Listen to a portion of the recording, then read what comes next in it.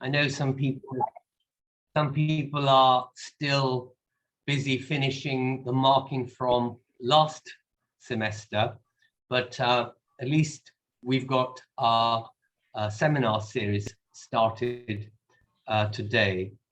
And I'm very grateful to our two speakers from University College London for presenting to us today. Let me introduce them. So in the order in which they'll be presenting, because they're bringing together here for this presentation two separate papers. So in the order that they'll be presenting, Dr. Avril Keating is an associate professor of comparative social science at the UCL Institute of Education and the director of the UCL Center for Global Youth. Her recent research has examined the role of citizenship education in shaping youth civic engagement, the roots and function of youth optimism, and the complex relationship between race, exclusion, and youth attitudes towards cultural others. Currently, Avril is conducting research on the impact of place, namely coastal towns, on youth life chances. And she's joined by Professor Janmaat, who's a professor of political socialization at the same Institute of Education at UCL and is deputy director of the ESRC funded LAKES, that's LLAKES Research Center. He's interested in the role of education, broadly conceived, in fostering civic values such as political engagement, tolerance, equal treatment, and trust, and is published widely in this area. His latest book is Education, Democracy, and Inequality, Political Engagement and Citizenship Education in Europe, which is co-authored with Bryony Hoskins. He's currently working on a Nuffield-funded project on post-16 educational trajectories and social inequalities in political engagement. So thank you, Avril and Jan, for joining us today. And the title of the talk you're giving together is Contesting the Myth of Youth Cosmopolitanism. Are young people really more tolerant, or have the boundaries of exclusion merely shifted? So I now hand over to you for the presentation, after which we will have a discussion and Q&A. Thank you very much. Thank you very much. Thank you, Tarek. I think in this instance, actually, Jan is going to start the presentation to give the overview. Okay, thank you. Yes, thank you. Yes, indeed. I'll start by giving a short overview, and thank you, Tarek, for having invited us. We're really honored to be speaking for the Center of Ethnicity Studies in Bristol. And also, we know, of course, you are a familiar name in the field of multiculturalism studies, and you are the editor also of Ethnicities, and which is the paper that the first presentation is based on. And let me now share the screen so you can have a look at this presentation. So indeed, the title of our joint presentation is the one that Tarek has just mentioned. Basically, the division of roles here is that I will be talking about the first presentation. Let me see if I can actually get the screen. Yes, here's the full screen. So I will be talking about the first half of this presentation, which will in which I will discuss the sorry, I'm just trying to get the top away here. Yeah, in which I will discuss the paper that has been published in Ethnicities, which you can see under this link here, and in which we look at trends in tolerance among young people in Britain. Then Avril will take over in the second part of the presentation, presenting a separate paper that has recently been submitted, accepted in sociology, looking at the kind of contradictory attitudes towards cosmopolitanism among young people. And in that paper can shed more light on the life world of young people that still have more exclusionary attitudes towards immigrants. And indeed, that is also going to be one of the conclusions of the present paper. So in that way, they nicely complement one another. So the research questions of the current paper then are: how tolerant are young people in Britain today towards various minorities compared to older people and to previous generations of young people, and whether this tolerance depends on the object of tolerance. So is there a difference in trends in terms of, say, being tolerant towards racial minorities and towards immigrants? Why do we ask these questions?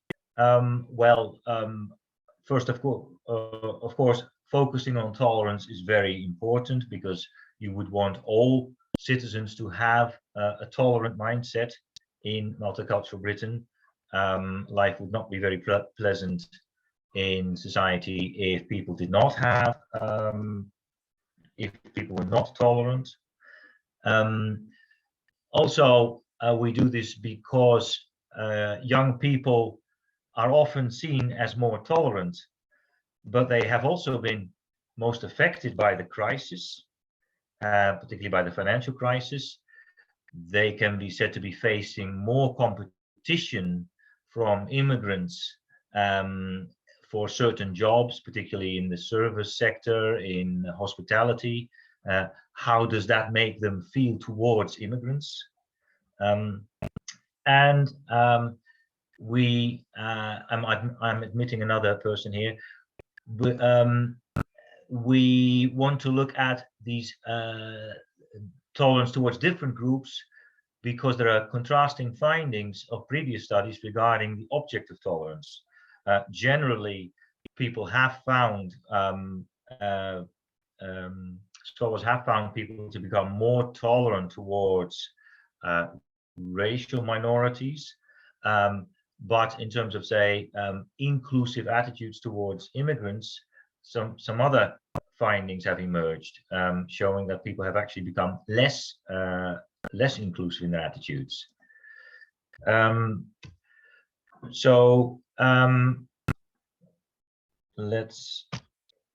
It seems that the screen has frozen a bit. I'm trying to, yes, here we have the other slide. So before I go on, let me quickly just explain what we mean by tolerance here. In the academic literature, you often find this definition of tolerance as basically tolerance meaning putting up with something or someone you don't like. We feel that this is a very narrow definition. We use a much more broader definition, one in which we understand tolerance as positive and inclusive attitudes towards people unlike you. And we feel that this more broader definition is much more in line with how tolerance is usually understood. I mean, if you enter tolerance in Google and you click on images, the first image what you get is the one that I'm showing there in the lower right corner, which clearly refers or clearly represents a much more, say, broad or positive understanding of the term tolerance. And I think it's also important that you focus on particularly this more inclusive that you include inclusive attitudes in your definition of tolerance, because I think that's a very important value You would want people in modern society to be thinking of other people as fundamentally equal to you and deserving of the same rights and opportunities. You wouldn't want people in modern society just to be having an attitude of tolerance that is representing putting up with something you don't like, because theoretically it could be possible that in this minimal definition of tolerance, that people can be tolerant but at the same time have exclusionary attitudes. So you wouldn't want that. So hence, I think it makes more sense to proceed from a much more broader definition of the term. There are quite different perspectives on the trends in tolerance. The optimistic perspectives would predict tolerance to have risen in the population, whereas the pessimistic perspectives would expect tolerance to have declined. And amongst the former, you can then distinguish between those that would predict a general rise in tolerance amongst the whole population, such as the what we call the human rights discourse perspective. So this is the idea that a normative discourse of human rights has become ever more dominant nowadays, and people just feel pressured to live up to that normative discourse in their thinking and in their actions. So this would predict a general rise in tolerance. And then you have other optimistic perspectives that also would predict a general rise in tolerance, but that young people are clearly then the most tolerant, more so than older generations. And you have several perspectives arguing this, like the postmaterialism perspective, which argues that because young people have grown up under more secure and more prosperous conditions, they develop more post-materialistic values, and tolerance is one of those values. And basically, the whole population will gradually become more tolerant because of the replacement of intolerant older generations by younger, more tolerant generations. The growing diversity perspective would also consider young people to be more tolerant because they are more in touch with, more in contact with people of other backgrounds, of immigrants, than the older generations. And based on contact theory, you would then expect these young people to become more sympathetic, more understanding towards cultural others, and hence they are more tolerant. Young people are also more educated than older generations, and based on the idea that education makes people more tolerant because it broadens people's minds, it makes them get greater insight in cultural others, enhances their knowledge of cultural others, and it also fosters tolerance as a value, and that's what is subsumed under the so-called absolute effect school of thought. Because of those effects of education, and because young people are more educated than old generation, you would expect them to also be more tolerant. The pessimistic perspectives, one of the major ones is the kind of the perceived threat perspective. It really focuses on this idea of competition for scarce resources. So in times when this competition is enhanced, you would expect lower tolerance towards particularly immigrants. And well, when do you get more competition over scarce resources? Well, in times of crisis, of course, but also in times of increasing immigration, increasing net immigration. You would expect then, in this philosophy, in this kind of thinking that young people are actually the least tolerant because they have been affected very badly by the recent financial crisis on things like jobs, housing, education, and they're probably facing more competition from immigrants than other groups because maybe they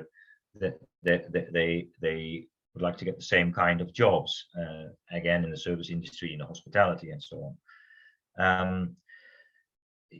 There is also the perspective which we labeled as the resurgence of nationalism perspective, which kind of contests the claim that the human rights discourse has become ever more dominant. It basically argues that there has been a resurgence of nationalism carried by these populist right-wing movements.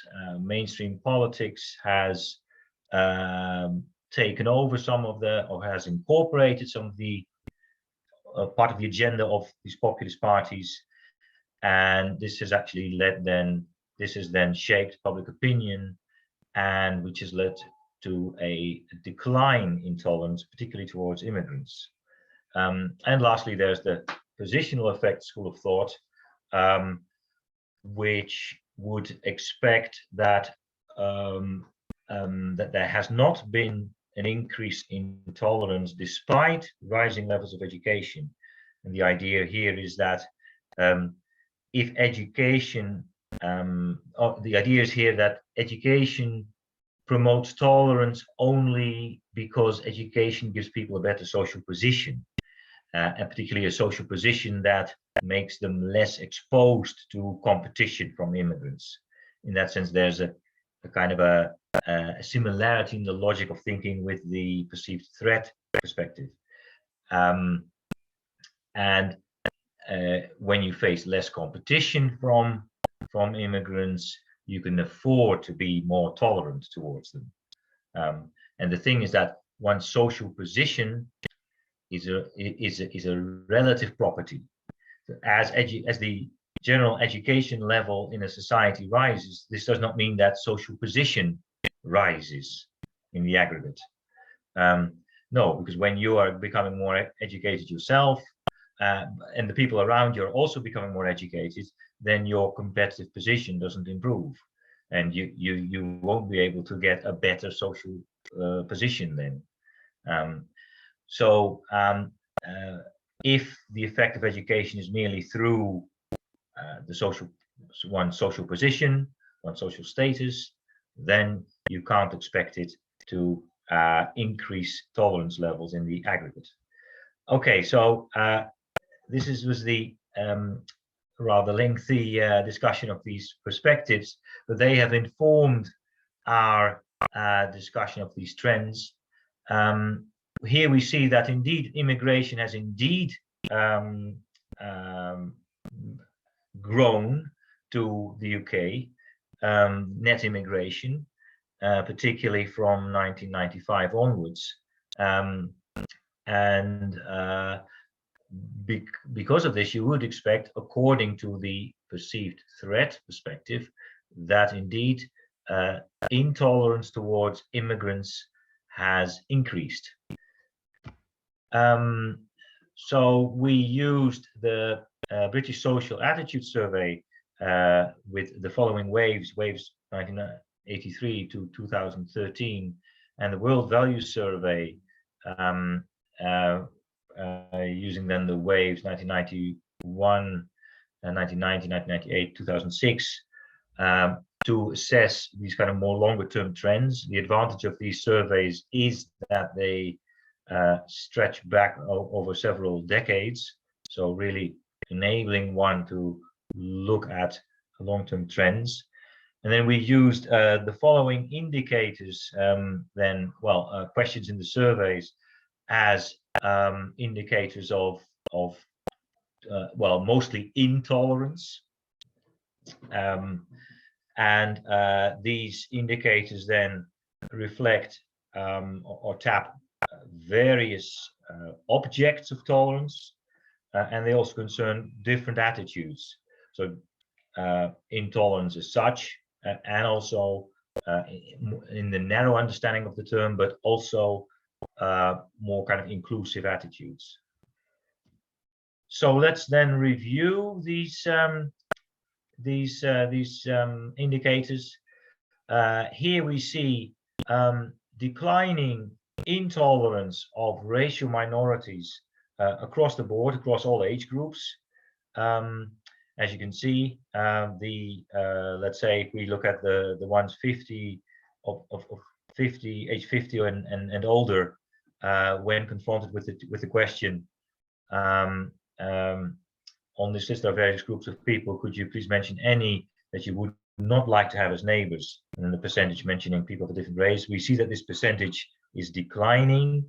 So in 2006, the ones who were over 50s, only 6% said or minded to have people of different race as neighbors, whereas in 1981, the over 50, there were still almost 14% of the over 50s who minded having people of a different races as neighbors.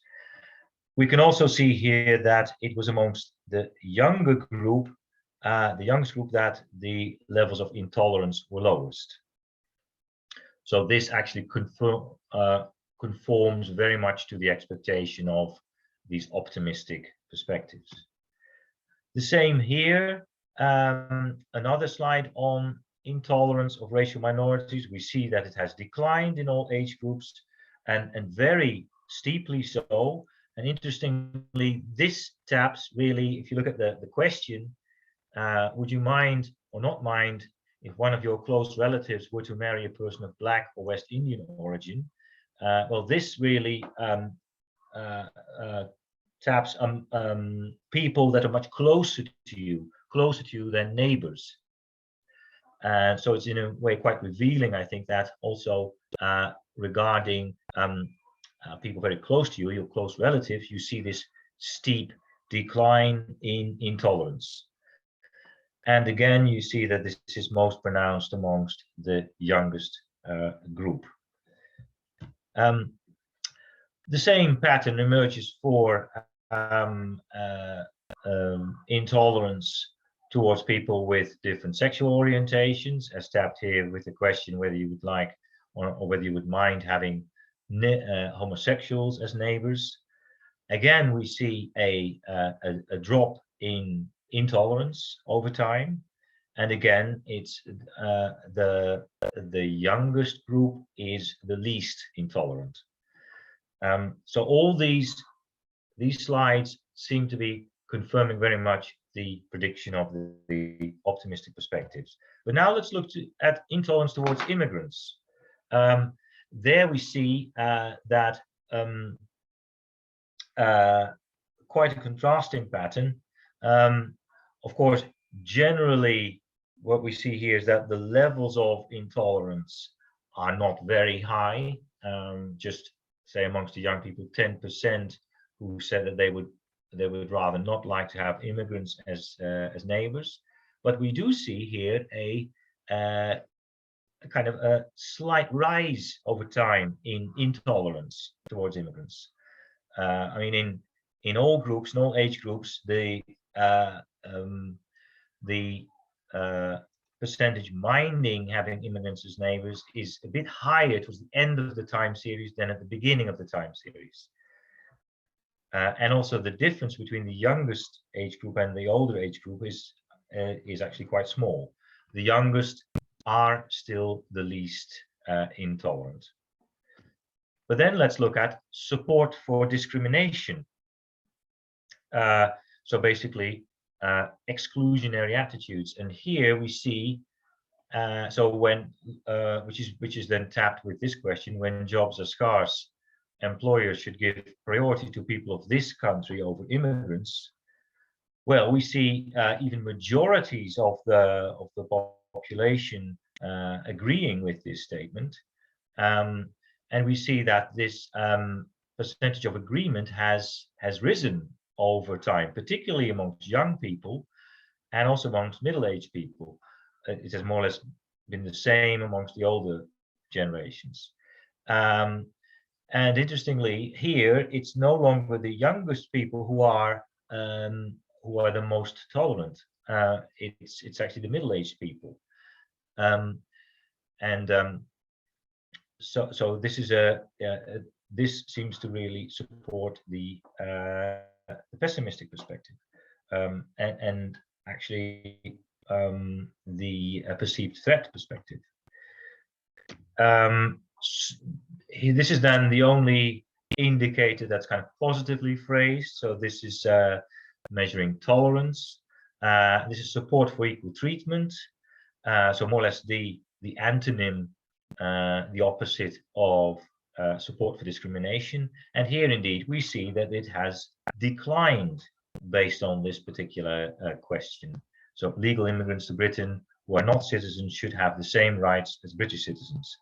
The percentage agreeing and strongly agreeing with this statement has declined in all age groups, and also quite profoundly so. Here on this slide, it is actually the youngest age group that is still the most tolerant.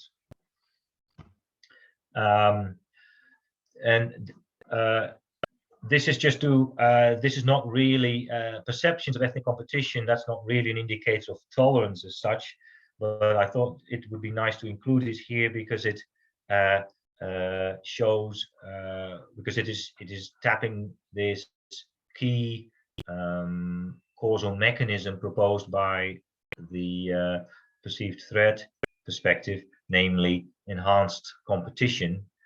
And indeed, it would seem that these perceptions of ethnic competition are indeed growing stronger over time, as based on the question, the numbers agreeing and strongly agreeing with the statement, immigrants take jobs away from people who were born in Britain.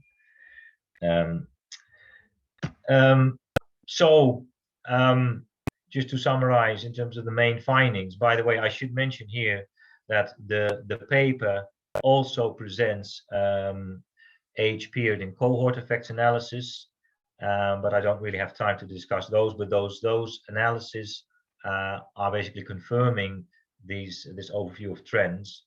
And I should also mention that this paper was written jointly by us, by both Avril and me. Avril and me have actually quite a history of producing joint outputs. We see that the trends on tolerance towards racial and sexual minorities, they are basically confirming the optimistic perspectives, whereas those relating to immigrants and issues of equal treatment and inclusive attitudes, they are confirming really the pessimistic perspectives. So in terms of the conclusions, we can say that young people today are indeed more accepting of racial and sexual minorities, but less accepting of immigrants than previous generations of young people. To come back to the title of our joint presentation, it does not seem that they have become more tolerant, younger people or older people for that matter. In general, no, it seems that only the boundaries of exclusion have shifted. Now it's clearly the immigrants that are less seen as deserving of the same rights and opportunities as other people in society. And perhaps period factors relating to housing, education, employment, or a resurgent nationalism can explain these trends. We were not really in a position in the paper to assess which of these possible factors could explain these trends. But Avril can certainly will certainly delve more deeply into these possible explanations of why young people and actually also other people have become less tolerant towards immigrants over time. So the implications of the paper are really that you should not assume similar trends for different minorities. Often you see this in the literature that it's kind of more or less assumed that the trends you see on regarding one object of tolerance can just be generalized to other objects of tolerance. Well, that's decidedly not the case. Another implication is that rising education levels have not led to greater tolerance towards all groups, certainly not towards immigrants. Education as a panacea for all problems doesn't work in this case. Well, thank you. I'd like now to pass the word on to Avril. Avril, can you continue? Thank you, Herm. You have to stop sharing, and there we go. Now, hello, everybody. Thank you for agreeing to let us have two presentations today. We wanted to do this for two reasons. One was to showcase the sort of the quantitative work that Herm and I have done together, and to show the way in which young people are not as tolerant as is often assumed. And then in my presentation, I'm going to look more at the kind of the claim that young people are cosmopolitan, excuse me, and looking particularly at the way in which young people engage with mobility narratives, or rather young white British people. And I think that gives us some clues as to where we're seeing, why we're seeing the boundaries of exclusion being perpetuated, shifting but perpetuated. So the title of this presentation is going to be Mobility for Me, but Not for Others, the Contradictory Cosmopolitan Practices of Contemporary White British Youth. And this is based on a paper that came out last year in Sociology, and I've put a direct link in the chat for you to this paper and to the last paper, should you be interested in reading further. Because of course, we can only give you a sort of a short version of what we have discussed at length in these papers. So in this paper, what I was trying to do was to make sense of two contradictory patterns that I was observing. On the one hand, you see a lot of sort of claims about how young people are more cosmopolitan than previous generations or than older people, and that they tend to be more tolerant of immigration and cultural diversity. Now, as you've already seen, I've already done some work with Herm to contest some of that, but wanted to dig deeper into kind of unwrapping some of the narratives that young people themselves talked about. Because through qualitative research that I was doing, I could see that young people had a very complicated relationship with cosmopolitan views and the various dispositions implies. So I wanted to make sense for myself, first and foremost, and then for others, of the messiness of the narratives that I was encountering in young people's. So I focused in particular on young people's, the way they talked about mobility and migration. And this is because it built on my previous research with Herm on looking at attitudes towards tolerance, immigrants, and immigration. And I wanted to focus in particular in this paper on mobility aspiration, youth attitudes towards an interest in international mobility, both their own or those of others, cultural others in this case. Now, mobility is not a prerequisite of cosmopolitanism or having a cosmopolitan disposition, but it is widely viewed as a building block. So it is one indicator of potential cosmopolitanism that we can use. Well, what is cosmopolitanism in the first place? How are we defining it in this context? Well, it's important to take the time to do this because there are so many different definitions, theories, and varieties out there in the literature. It really depends on whether you're taking the political approach, cultural, moral, legal, optimistic, pessimistic, idealistic, etc., etc. Although there are differences, there tends to be common agreement that what it boils down to at its very core is having an openness to an appreciation of other cultures, values, and experiences. So that's how I often try to think about how I would try to kind of sum it up for other people. Of course, when it comes to operationalizing this empirically, there is, of course, much debate about how to do this and much variation as well. If you go through the literature, what you can see is that the kind of dispositions that are associated with the ideal cosmopolitan citizen is that they would feel belonging to an international community. They would have respect for human rights, support for equal rights for immigrants, and trust and tolerance of immigrants, ethnic minorities, and cultural others. They would also have support for international governance and globalization, so things like support for the United Nations, and an interest in other cultures, which would be exhibited through consumption of goods and culture from or media from other cultures. Now, this can be very idealistic and it can seem like a shopping list or a tick list that you have to kind of work through, but it is presented more recently as a bit more of a spectrum and not a checklist, and a way in which you might have some of these attributes and some not as part of your cosmopolitan practice in your day-to-day life. So think of this as the ideal rather than the practical reality. Because we know from empirical studies that there are actually different types of cosmopolitan practices in the way that people go about their lives. No one sits, as an ideal cosmopolitan philosopher in their daily life. Instead, there's a range. So you might have a committed or dedicated cosmopolitan, an ordinary cosmopolitan who just engages in cross-cultural consumption, perhaps a strategic cosmopolitan who engages in some of these activities as a way to accrue cultural capital or economic capital.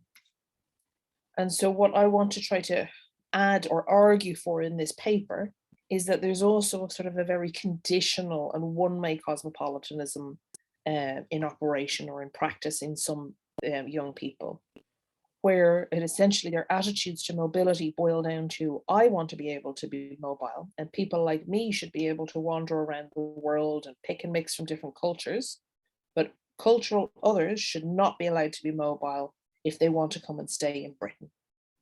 They do not want cosmopolitanism to come home. So I make this case based on some interviews that I did with white British youth in England, first in 2013 and 2014, and then in the aftermath of Brexit in 2017. So there's quite a lot of interviews to draw on, but I'm only going to talk about 3 cases here. Within these narratives and within these interviews, there was a lot of contradictory cosmopolitan practices, but the ones that really stuck out for me were the messiness that I wanted to explain were present in the narratives of 3 young white British men. They were outliers because they were so explicit in the way that they discussed their contradictions.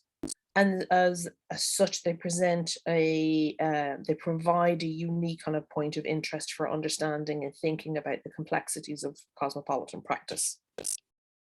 And they really help us problematize the dominant conceptions of youth cosmopolitanism. How do I substantiate that? Well, here's my 3 cases. First of all, I'm going to talk to you about Frank, who was 22, a white British young man working in a highly skilled job, although he himself had left college at 17 with few or no qualifications. Most of his qualifications were acquired through working for his manufacturing employer. Partly because Frank had left college with officially few or no qualifications at the ripe old age of 22, and he tended to talk about himself as being much older than other young people. He was, I think, feeling the sense that he didn't know enough about the world, and he wanted to go out there and go and travel, work elsewhere in order to experience different cultures and the way things are done in other places. So this very much resonates with sort of the cosmopolitan dispositions that we would expect: interest in different cultures, wanting to be mobile, find out how things are done elsewhere. But at the same time, Frank expressed very strong anti-immigration attitudes, and in fact had voted for the far-right British National Party in the past. For him, you see, immigrants to Britain were deeply problematic because some of them don't come here to work. I can understand it if you're coming over here and you get a job, no problem. I don't have a problem with that. But when you're coming over here just to reap the reward of the benefit system and take the piss, then I don't think it should be allowed. So the contradiction of a man who wants to go to be an immigrant elsewhere, to explore and become mobile, but certainly doesn't want that same experience to be given to cultural others, who were coming to Britain. See sort of a similar pattern in Nick, although in this case, Nick was a recent graduate from a university and had a professional skill coming from that degree. He, although he was currently, at the time we spoke to him, was working in an unskilled and low pay and precarious job. Nick was desperately saving up money to go and live in Australia because, as he saw it, Australia was paradise. Partly because of the lifestyle, his barbecue, a few beers, can't imagine out better. He'd have a living by the beach, having a nice little house. That's how he imagined the paradise of Australia. But another reason that Nick gave us that Australia was paradise was because they were so tough on immigrants. And by this, of course, he meant immigrants of colour. They've got their heads screwed on right. It's so hard to get in there. I'd love to go and live in paradise. What he assumed, of course, was that as a white British male, he'd find it much easier to get in and that he wouldn't have to encounter cultural minorities. Because you see, one of the reasons that Nick was so keen to get out of Britain, which he was not very fond of, at least at that time, was that there were too many immigrants flooding into Britain. And Muslims come in and we have to follow their rules and stuff. They're not working properly, and I think something's going to happen. We're going to become a Muslim nation. I think we're forecasted to. So he gave the sense of just being overwhelmed by Muslims who weren't following the cultural rules of Britain, and him wanting to get away from that by emigrating elsewhere. The final case of interest for this presentation is the case of Harry, who took part in the Brexit focus groups that I conducted down in the south of England. And Harry presented himself as a Remainer and very pro-European, albeit for strategic reasons. But what he expressed was a deep unease with the way in which immigrants were present in his hometown. I hope you can see this quote here. If you go into my town centre, there are at least 5 to 8 Eastern European food shops, like Polish food shops. And it's a shame. It takes away the sense of Britishness, the sense of being British. And I just thought I think it makes everything more European. I know it sounds racist, but I don't know at the same time, but it's just something. And he was challenged by another member of the group who wanted to know what was wrong with letting these immigrants and these Europeans come in.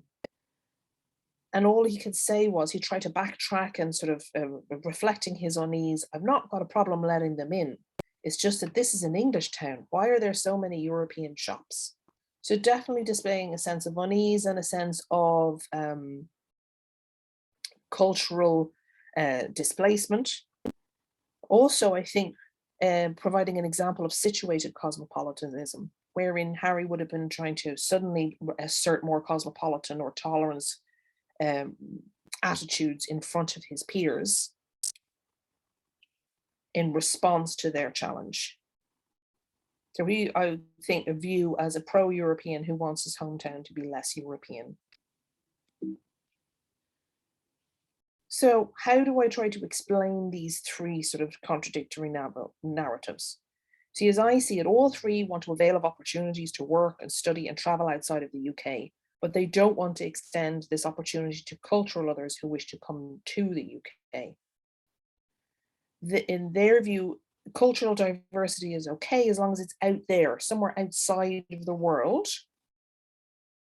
and not present in their home or in their town or in their country. So they're unhappy or uncomfortable with diversity or cosmopolitanism coming home. And this leads me to argue that their cosmopolitanism is very conditional, is really only present if it facilitates their personal interests and opportunities. So what explains this sort of contradictory attitudes or their contradictory interest in mobility and other cultures?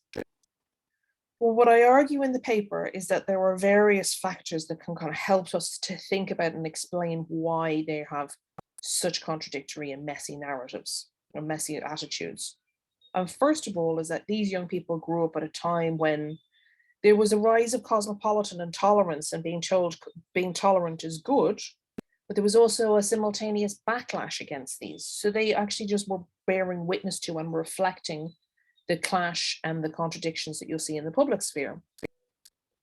The second factor is that there has been in Britain and other parts of Europe, a shift towards a culturalization of citizenship, wherein visual difference is deemed to be okay, but behavioral or attitudinal differences are not.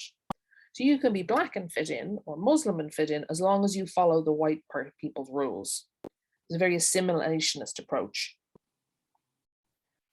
A third factor is the concurrent rise of individualization, which encourage young people to focus on building the self and to engage in strategic and selective cosmopolitanism, kind of cherry pick the bits that they like and to focus on building the project of the self.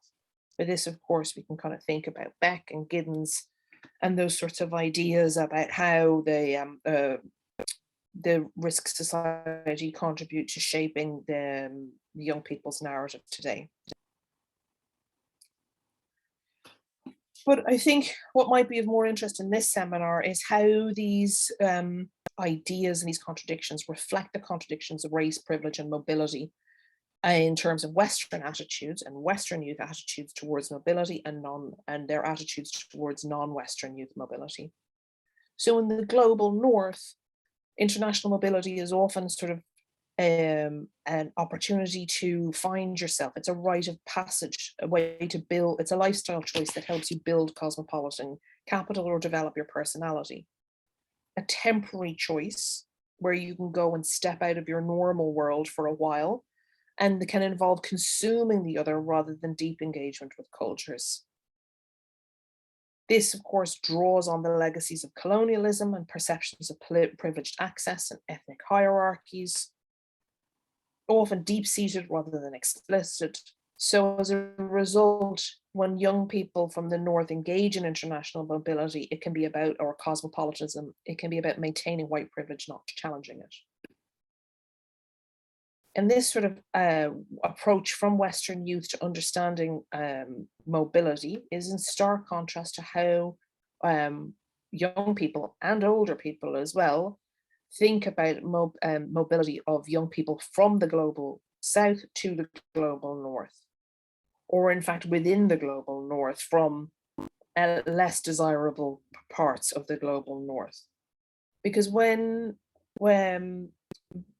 young people, as Herm and I have written this in our paper on immigration, which we haven't talked about here, when young people or older people in Britain think about immigrants, they often think about, assume that immigrants are poor, unskilled, and a drain on the country's resources. So there's ethnic hierarchies there and ethnic assumptions and racial assumptions that are deeply embedded in their ideas of immigration to Britain. They also assume it will be permanent, and so creating a permanent other for British society. And of course, this deeply racialized idea overlooks the complexity of migration patterns and overlooks the privilege of whiteness that enables them to go out and explore other parts of the world. So that's in somewhat the paper argues, but what I want to then just finally wrap up is to say that both the two presentations that Herm and I have given today, what we've tried to do is to problematize the simplistic generalizations about young people and youth attitudes, and to show that while attitudes have become inclusive in some ways, exclusion hasn't disappeared. Instead, what we have to be looking for is how the mechanisms of privilege and exclusion have morphed to reflect the contemporary context and have just found new ways to become socially acceptable. Thank you for taking the time to listen to us today.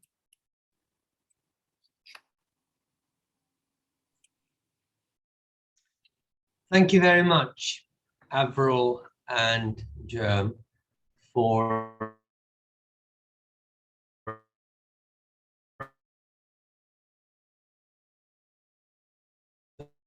those interesting contradictions, shifting from, well, going backwards sometimes, or contradictory in specific individuals And of course, the two may be related, as Avril said. If you're being brought up in an environment where certain issues are being contested, you might gravitate towards them both, because they both have a certain, you're being socialized into both. So thank you for that. We can now have some discussion, questions and answers. If you'd like to ask a question, please feel free to unmute yourself, to make your video active and ask a question, or you can use the hand function to raise a hand and be brought in if it looks like someone else is coming in. You can, if you prefer to be a bit more anonymous, use the chat function. Any way you want to, please feel free to come in. So Chloe Laborde, you've put your hand up. Right, please go ahead. Lovely talks, really interesting. I teach here at Bristol. I do in modern languages, so we have students who all have especially in final year, done mobility abroad, and I do see similar things. I always I guess, I don't know, because maybe I'm also an immigrant myself and I've had this experience. I always expect them to have thought about it more in a way, and for that experience to have changed their views. But I see them embracing imperialistic views quite a lot, and still. But I do find that in the classroom they tend not to want to challenge each other's views as much. I was wondering, Avril, in your presentation, you said you had done the post-Brexit interviews were in groups where people could challenge each other. Did you find that in group they seem to be less willing? Is it less socially acceptable to hold these views?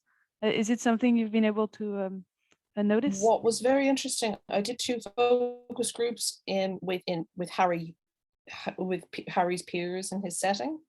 And what was quite interesting is there was a very strong divide in the class, but in the groups. So about 15 people in total between 2 focus groups. And about 50% of each were very happy to talk about their racist and anti-Brexit views. They were very open. So Harry's reticence was, I think, more about his own self-image and his peer image, because he could have happily said these things and it would have been acceptable. There were some very strong anti-Brexit and anti-immigrant and racist and xenophobic views that were present there as well. And the challenge with the students that you face is because when young people, particularly from university, go on things like European exchanges, it's preaching to the converted. You're taking already the European citizens and taking them so that they can be maybe a tiny bit more European or not change their views whatsoever. So it's always an interesting experiment, and probably not worth the amount of money the European Commission throws at it. Thank you very much. Thanks. Thank you. Does anyone else want to come in? Well, maybe I could ask something. I guess it's to do with how, well, what is a contradiction? So you want to tease out a contradictory attitude that, and you illustrate that with those 3 individuals. But could there, the 2 sides of their views that you've highlighted, can they be reconciled? Are they so contradictory that no reconciliation is possible?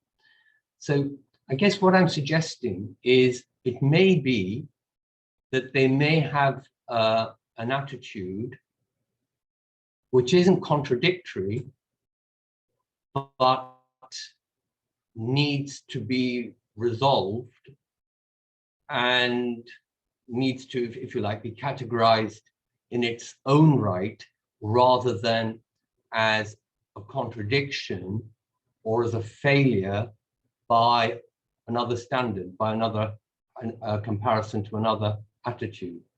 Do you see what I mean?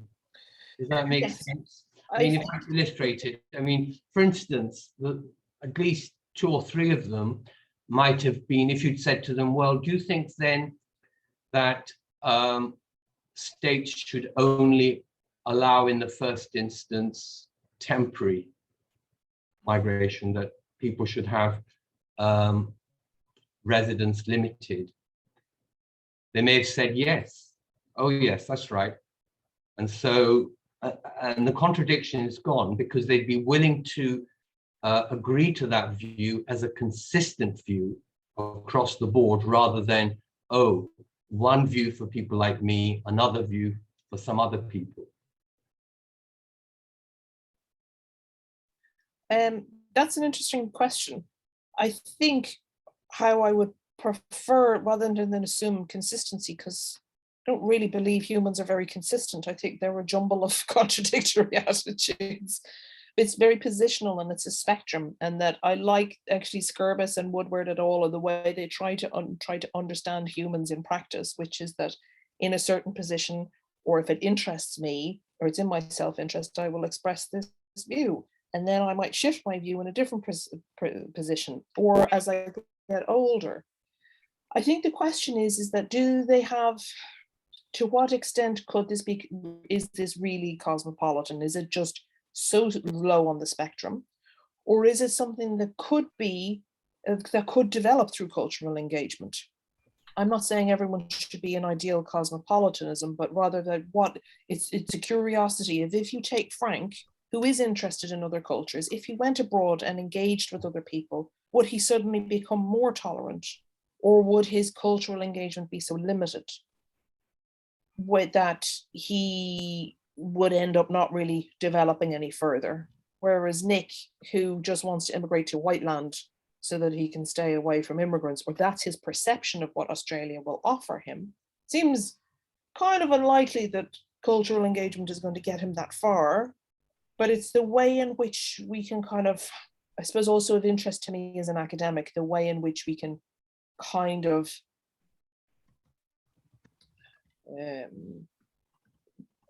think about layering how we understand people and what they say, and make sense of qualitative data.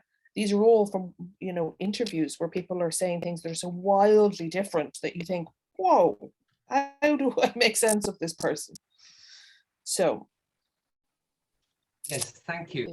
So some people have put something in the chat. I'll have a look at that. And but while I'm doing that, to see if there are questions there or whatever they're saying, Natasha's got her hand up. So why don't you come in now, Natasha, and pose your question? Thank you so much. That was a really interesting talk.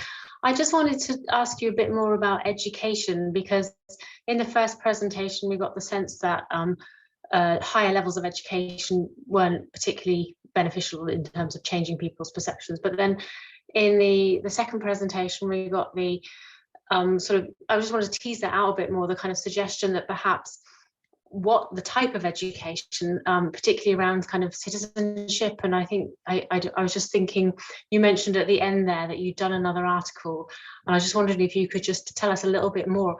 Is it a question of just education per se that isn't a factor, or is it, you know, has the Labour policy, for example, of introducing the citizenship studies, has that had an impact on how people perceive others? I don't know. I'm just like to know more about the education angle, please. You've hit on our Harmonize other pet topic, citizenship education, and what it can do. Though I'm not sure we're always in agreement on that, actually. I will take the question on citizenship education because that's probably easier, and then I'll pass over to Herm. Citizenship education has the potential to do wonderful things. Unfortunately, it's not implemented in schools, and it's certainly not implemented widespread enough for this to have the transformative effect. It's very patchy, it's non-obligatory, and so Labour's efforts were undermined after 2010, and particularly 2013, when the Conservative government revised the curriculum and removed a lot of discussion about diversity and inclusion. So that's where, great idea, probably not currently explaining an awful lot about what's going on in British attitudes, unless it's the absence thereof of citizenship education. Yeah, yes, and if I can follow up on that, that indeed seems that indeed seems to be important in possibly explaining why there's so little of a connection between education and attitudes, particularly on immigrants. Well, particularly then at this aggregate level, right? Let's say if you see rising levels of education, so in the aggregate, so education expansion has not produced also ever higher levels of tolerance in the aggregate.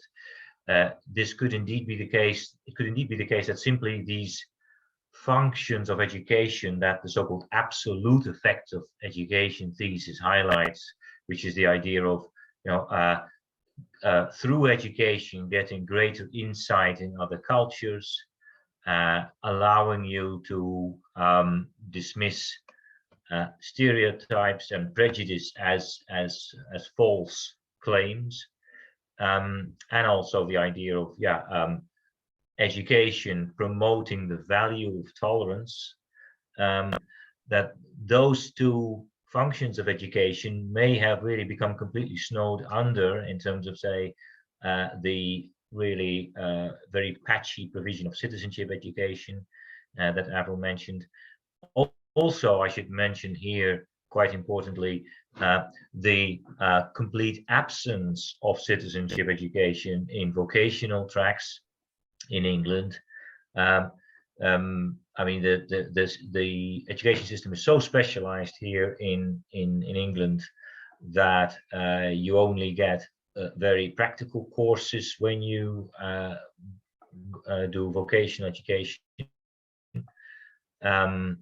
And this is really different in other countries where you do get many more general courses, certainly also citizenship education. And so maybe for that reason, we might see that education, I'm putting this very in a very kind of speculative way, because of this maybe works in terms of promoting tolerance through the social position pathway, and not through fostering it more directly. But that's very speculatively. I hope this more or less answered your question. Thank you. In the chat, Mary Dunn's got an interesting question. Would you like to unmute yourself and ask that question to Avril and Germ, or would you like me to read it out? Sorry, yeah, here now. I was, you can hear me, can you? Yes. Okay. I was just asking whether you had any sense of, knowing that your sample was white British, actually the case studies were all male, whether you had any sense of how the responses might be different if the sample was Black British. So is there something about becoming British or naming Britishness, for example? Hi, Mairead. Thanks for your question. So essentially, I think that there are complex attitudes towards immigration across all groups, regardless of your race, because there are racial tensions and hierarchies that people absorb. But I didn't have enough data. I didn't have enough people to really to say with confidence. So I think that needs its own separate research. But what I can say is that having complex and contradictory views around race and ethnicity and cosmopolitanism were quite widespread. Okay, yeah, thank you. And is there anything on the gender dimension? Gender, there is a reference to gender in my paper, which then talks about the contradictions, but doesn't look into so much as the white privilege, more about, but in Herm's, in our paper, do we talk about gender differences? Or is No. that in control for gender anyway? We did have a control for gender, but well, usually it's the case that, of course, women I'm saying of course because I know so much of this survey research that you always see that women express greater levels of tolerance towards immigrants, towards all different kinds of objects of tolerance. So that's definitely a pattern for in terms of male-female difference. But to come back to your point about non-white British young people, well, the problem that Avril mentioned of lack of data is also actually the case for survey data. You find that these groups are quite underrepresented in survey data. Of course, if you do just a straight sample from the population, you will get very few of them anyway. And that's why some of these survey companies surveys have started to have these kind of ethnic booster samples to get a greater sample, a greater representation of young people from minority backgrounds. But even those, I mean, they tend to be done then very occasionally or very ad hoc, and there isn't some kind of systematic effort to have this kind of booster samples every 5 or 10 years or so that you could really nicely look at trends amongst ethnic minority respondents, let alone ethnic minority young respondents. So it's difficult to get any kind of data on that. Just from the top of my head, it would seem that you do sometimes hear that, for instance, Black British youth is also becoming more exclusionary in its attitudes towards immigrants. Maybe that's because, in fact, as a kind of an interesting consequence of the population at large becoming more inclusive in their attitudes towards racial minorities, so including them, that as a result, they start to also somehow this more kind of exclusionary rhetoric about immigrants. But this is very much it's just anecdotal. In fact, if you look at the support for Brexit amongst minorities in Britain, you do see that they are less supportive of Brexit than the native white population. Yes, so in that sense, maybe they may have, and we also know that the voting for Brexit was very much motivated by one's stance against regarding immigration and immigrants. So it could be the case actually that they do have more favorable or more inclusive attitudes towards immigrants than the native white population. Yeah, thank you. So Thank you. Alexandra has had her hand up for a while, and I'll bring her in a moment. But I just wanted to ask a question that I think has a similar character to Mary's, kind of complements it. Though before I say that, of course, you're right about the lack of ethnic minorities in most survey data in order to do significant analysis. The cell sizes get very small very fast. But of course, understanding society, which is longitudinal, has now for a couple of decades been trying to rectify that. So the question I wanted to ask you, and I suspect the answer is it didn't fit your study at all, but just in case.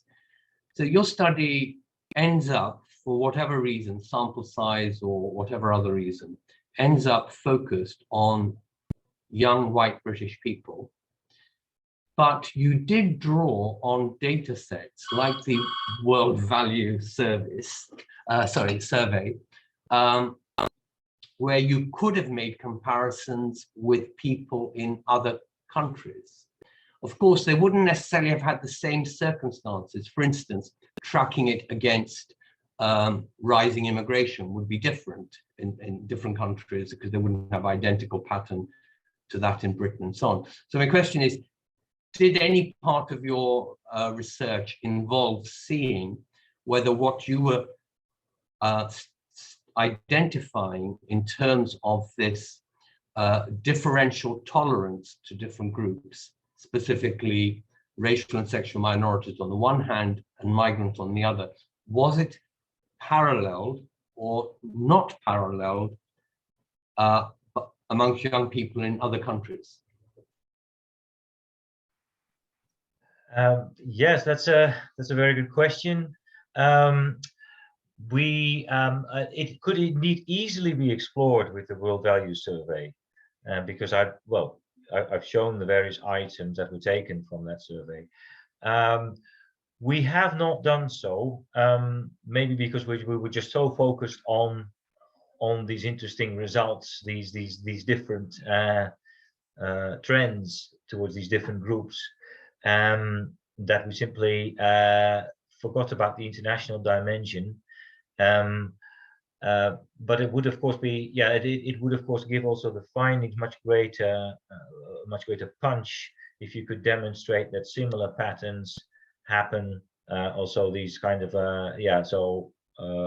greater tolerance towards racial and sexual minorities, greater intolerance towards immigrants, whether these would also be, whether you could also see them in other Western countries. Yeah. And while you were asking the question, I was quickly kind of browsing my brain for any kind of results of other studies that I knew of that could shed some light on this, but nothing came to mind really. I would suggest here the Netherlands is probably a case where you're seeing another pattern like that, because that's where they've talked about the culturalization. That's where my theory that I used here of culturalization of citizenship emerged, because you see in the Netherlands when growing assimilationism, conformity, and things like, well, we don't like you if you don't speak our language. A lot of tensions around language use. So where it's simultaneous, there might be more tolerance of other types of minorities that would be more acceptable. But speculation, not my work, but it's a very interesting question. There is a lot of sense in that. You know, one can pick that up from other studies. And Denmark actually has even led the way on that pattern before the Netherlands did. One of the reasons I ask is, obviously it's just interesting, but also because in some of your answers, both the qualitative study and the large data one, there is a sense, explicit or implicit, that this has a kind of Brexit connection, but it may not. Countries that want to be staunch members of the European Union may well have similar cohorts of young people with these attitudes who don't want to leave the European Union, but have these attitudes. I think it's too simplistic to think it's Brexit. I think it's a growing attitude that's been there since something that's been emerged since the early 2000s, which contributed to explain some attitudes towards Brexit. So it's not a Brexit cause, but Brexit is an effect of this shift, where you have these tensions between greater tolerance in some levels, but intolerance in other ways, a culture clash. I don't like this culture wars thing. I think it's totally overblown for political ends. But it's not to say that there's not some competing narratives and discourses in the public sphere which are producing these sorts of attitudes. And I think, you can look at writings, and I draw on stuff like neoliberal citizenship. It's not just a conservative issue, it's also going back to the Labour Party and the way in which they were dismantling citizenship and the welfare state, how the benefit system, the rise of neoliberalism and attitudes towards why work is the most important thing, and hard work is being valued so much and it's become such a norm. And if you are white and poor or on benefits, you are also part of this class that is to be excluded. So Yeah, I think ways in which Britain is at the vanguard of pushing these tensions, but they're probably seeing similar tensions and issues in other European states. Good. Well, I can see 2 or 3 other people want to come in, including looking at the chat. Alexandra, you had your hand up. I know I kept you waiting rather a long time because of the way the conversation was going. Do you want to come in now?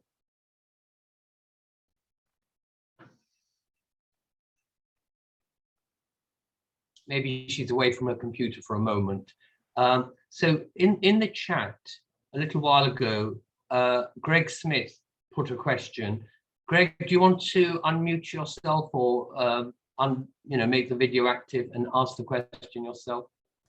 Yeah, I can do. It's just a question about locality. Did you test for different local backgrounds of the young people? I would hypothesize it would be worth looking at whether white young people who are brought up in diverse urban areas may have different patterns and views of those in the rural small towns, the provincial areas, the seaside towns, etc. And that sort of maps on to the Brexit Leave or Remain constituencies.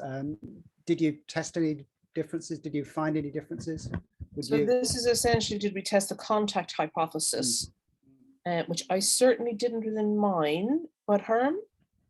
Well, it's not specifically necessarily the contact hypothesis, because one of the things that's happened since 2000 is the migration, particularly of East Europeans, has spread across the whole country in a way that the earlier migration of the post-colonial groups tended to stick in the inner cities. Maybe that's simplifying things, but it's not purely contact, I don't think. No, I'm trying to open now my own paper because I wanted to see what kind of control factors I included in the age period and cohort effects analysis, and but I mean, of course, this is certainly a very important factor, but no, we didn't look at place. We didn't put it in, unfortunately. Of course, you could imagine that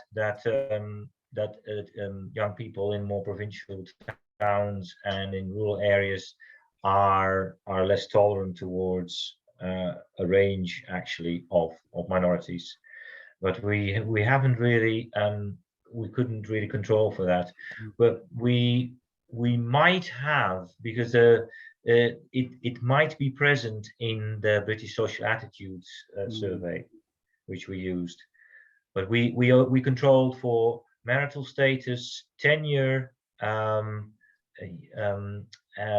highest qualification. Well, that's obviously that's education, that's tapping actually a variable interest, and gender, but not, unfortunately, the place or your place of residence in terms of a rural or urban. But that's definitely a factor that could explain the attitudes towards immigrants perhaps in a broader way than in indeed the contact hypothesis. Interestingly, if you use the contact hypothesis, you would almost now start to maybe predict that tolerance levels would rise in the countryside, because in many areas in the countryside in Britain, of course, you have so many, particularly East Europeans. So based on contact theory, you would expect then actually tolerance to rise amongst rural yeah, I mean, my view would be that it's not so much contact, it's more about change in migration patterns and change in local dynamics that produces the lack of tolerance. But anyway, that's a debate to be had somewhere else, maybe. I'm afraid I have to go now, so I won't comment any further, but Greg hopefully will get a chance to debate this at some other point. Okay, can you carry on for a few more minutes, Jen? Yes, I can carry on for a few more minutes. Thank you very much, Avril. I mean, we will finish at 6:30, 5 minutes time, but Okay. if you have to go now, Yes. thank you very much. Okay. Thank you Turns very out- much for everybody. Thank you. Bye-bye. Thank you, Avril. It turns out that Alexandra wasn't asking a question. It was my cursor creating a hand effect when it goes. But anyway, Marlowe's does want to ask a question. I can see that that is a proper hand raised function on the screen. So if you want to unmute yourself and make yourself visible, go ahead, Marlowe's. Yes. Yes, hello. Thank you so much for this session and for the inspiring presentations. It's really very relevant for me, so thank you. My question relates to the concept of tolerance and perhaps how that relates to other concepts like solidarity in an educational setting. Yeah, so, well, I think if we understand tolerance in this more broader way that I sketched out in this presentation, as including the belief or the conviction that other people are fundamentally equal to you and therefore deserving of the same rights and opportunities, then it's easy to see that tolerance and solidarity are very, very closely related. Now that I'm saying this, I realize that this requires also a bit more of a connection explanation of solidarity. Of course, that term can also be understood in various ways, and it depends very much in terms of the orbit of solidarity, with whom you declare or with whom you feel a connection, and with whom you would like to help out. Of course, here this debate about bonding and bridging kind of social capital comes in here as well, in the sense that if your radius of solidarity is very small and you only feel a sense of connection with your family members or close friends or people of your own ethnic group, then of course that almost means that you will have exclusionary attitudes towards many other groups. So I guess your tolerance in terms of your inclusive attitudes towards fellow citizens, whatever their backgrounds are, is closely related to the radius of your solidarity that you have with other with others. Does this make kind of sense? I'm not sure if I'm answering your question here, but no, it makes a lot of sense. Yes, thank you so much for sharing that. Okay, yeah. In fact, I could, as there's no one else with their hand up, speak now or forever hold your peace. I could just ask a supplementary question, because as I think you understand, Jerm, as it was clear from the way you introduced the concept of tolerance. So political theorists take a much narrower view of tolerance. They take the view that you didn't use, namely that tolerance it implies putting up with something you disapprove of, something that's not intrinsically desirable. And then political theorists of different stripes, not all of them, have a contrasting, more positive concept. It can be solidarity, the one we just heard about. It can be respect. It can be equality, or the one that is more used in the multiculturalist political theory, recognition, which actually is very similar to respect as well. I wonder if, as an empirical researcher doing the kind of work you do, whether any of those concepts are ones that you've looked into, rather than just say, well, theorists may say toleration means this, but I think there's a more common linguistic use, and I'll go with that one. Yes, we have discussed this, of course, what term would be most appropriate to capture kind of the concepts that we sought to address, namely inclusive attitudes, basically, and respect for cultural others, without this negative association with it.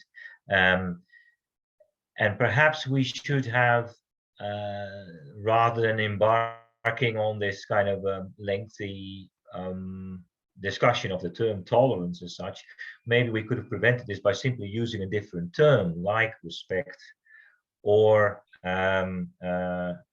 inclusive attitudes, or the one that you mentioned, which is now escaping me. Recognition.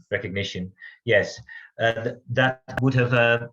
Then we wouldn't have had to embark on this discussion of the term tolerance, because of course, if you go by its literal meaning, which then political scientists apparently use, to tolerate means to put up with something that you find that is somehow annoying you. And in a sense, it's therefore, it's in a way weird that this term tolerance is still so widely used, because taking it literally, it would mean the putting up with something you don't like concept, and but nonetheless it's still widely used, and so maybe this is a nice example of a term that has kind of drifted away perhaps from its original meaning and come to embrace, or come to be practically synonymous with things like recognition or respect.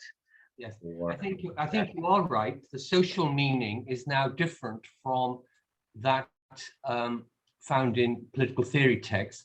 But what was interesting was that your indicators of tolerance actually tracked the negative meaning closer than the positive meaning, because the questions, I mean, obviously you can only use the questions that are available in the data set in the survey. The questions were, would you disapprove of someone of a certain group living next door? That's not necessarily the answer to the answer no to that question, would you disapprove of, is actually what political theorists mean by toleration, not the meaning you gave it. Yes, I can see that you could say, I see, yes, indeed. So it's basically expressing that you would mind having immigrants as neighbors. That could be a sign of tolerance, provided it is then combined with putting up with them. Yeah. Right. Yes. Yeah, I can see that. Tolerance is just the negation of intolerance. It doesn't mean you think well of them. It just means I will not be intolerant. And that's how the political theorists tend to use that concept. And I can perfectly understand why you want to go beyond that concept. But actually, the questions that you have to use as indicators are not susceptible to going much further beyond the political theory negative concept of tolerance, or, you know, the concept where the positive and the negative are in tension with each other. Yes, but I do think that they can at least tap then the perhaps more unusual understanding that we have given to the term tolerance, in the sense of just positive, welcoming, inclusive attitudes towards people unlike you. Yes, in that sense, they do tap this. I think these various indicators, because after all, you can express, you can say that you disagree with the statement that you would mind having immigrants as neighbors, and the disagreement is then a sign of having a welcoming attitude, or a non-objection attitude towards immigrants. Yeah, So, that's the thing, non-objection.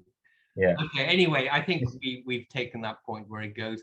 And in fact, we are out of time. So thank you very much, Jerm. for that fascinating presentation. And I like the dual combination. I thought it worked very well. I think other people did too. And some people are clapping because they know how to use that function. Maybe I will do the same as well. So thank you very much. And to everybody else, if you haven't got our term program but would like to have it, please email me or email Johan Wong. Otherwise, look forward to seeing you at our next seminar, which is in 2 weeks' time, and we'll be circulating more details tomorrow. Thank you very much again. Bye-bye, everybody. Thank you all. Thank you also, Tariq, for having Thank give you. this Bye-bye. seminar. Thank you. Bye-bye. Goodbye.